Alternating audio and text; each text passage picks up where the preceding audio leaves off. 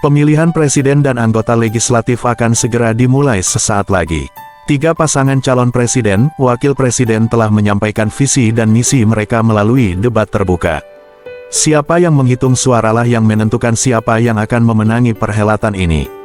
Bukan meramal, nasib bangsa tak akan banyak berubah, apalagi secara totalitas.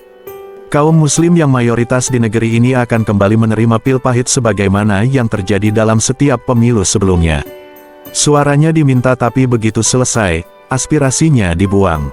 Bila di era Jokowi, umat Islam dibelah dengan istilah kadrun bagi mantan pendukung Prabowo dan cebong pendukung Jokowi, sekarang pembelahan itu mulai surut. Yang terjadi, sekarang yang pro perubahan dan pro status quo alias pro Jokowi. Hanya saja komposisinya bisa berubah, bukan sama persis dengan pembelahan ala kadrun dan cebong. Pilpres ini memang instrumen memecah belah kita tapi tidak kita sadari. Ini bagian dari instrumen proxy war, perang proksi.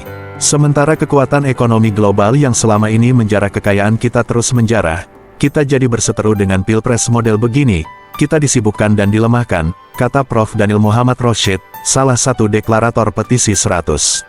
Namun menyimak apa yang disampaikan para kandidat, keberpihakan kepada aspirasi Islam sangat minim. Memang ada bahasa tentang keadilan, tapi maknanya masih samar. Apatah lagi berbicara tentang penerapan syariah Islam. Tidak ada. Para kandidat meninabobokan rakyat dengan uang. Paling rakyat diiming-imingi dana desa 5 miliar rupiah setiap tahunnya. Pertanyaannya, bagaimana dana itu betul-betul tepat sasaran bagi pembangunan? Jangan-jangan dana itu akan menjadi bancaan aparatur negara di daerah. Di balik itu, tak bisa dipungkiri kekuatan oligarki masih sangat kuat.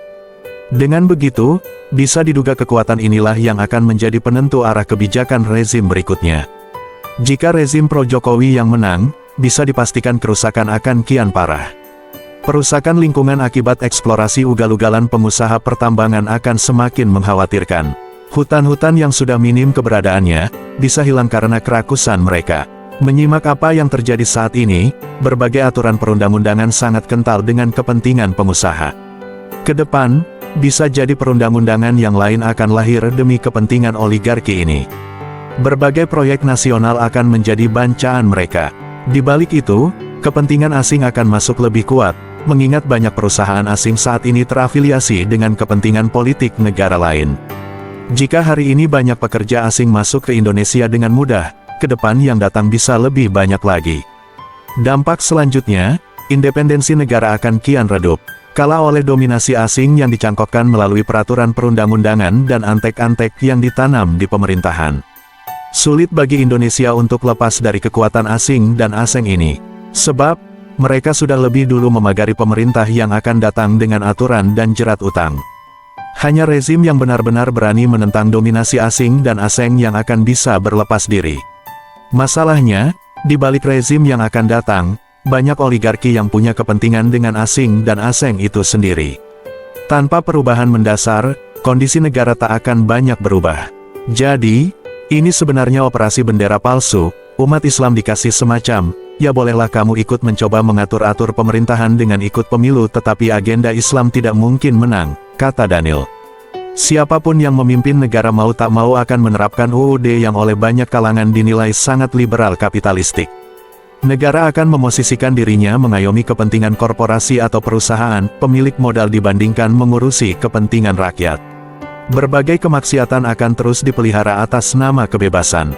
Berbagai aturan yang berbau Islam akan dihilangkan demi menjaga toleransi dan kebinekaan. Sistem ekonomi yang berlandaskan ribawi akan tetap dikokohkan.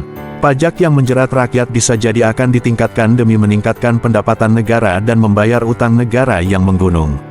Sistem hukum warisan Belanda meski telah direvisi menjadi KUHP yang baru akan diterapkan. Padahal di dalamnya ada pasal yang jelas-jelas mengancam umat Islam, khususnya para dai yang menyerukan penerapan Islam secara kafah. Tanpa perspektif Islam, sulit rasanya menghentikan KKN. Kezaliman akan tetap berlangsung dengan legitimasi perundang-undangan. Jadi, tidak mungkin dalam demokrasi liberal ini agenda Islam akan dimenangkan. Maka, harus dengan cara lain, kata Daniel. Mengutip pernyataan Daniel, saat ini umat Islam sedang diperang. Apalagi, Katanya, sangat sulit rakyat menagih janji-janji para kandidat itu karena rakyat ini tidak terorganisir untuk melakukan gugatan terkait janji pemilu itu.